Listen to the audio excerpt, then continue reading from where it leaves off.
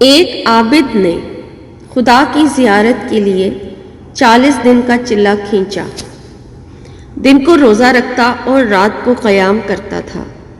اعتکاف کی وجہ سے خدا کی مخلوق سے یکسر کٹا ہوا تھا۔ اس کا سارا وقت آہذاری اور راز و نیازی میں گزرتا تھا۔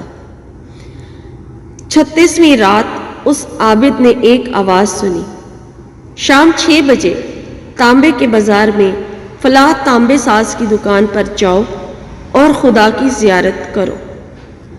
عابد مقررہ وقت سے پہلے پہنچ گیا اور مارکیٹ کی گلیوں میں تانبا ساز کی اس دکان کو ڈھونڈنے لگا۔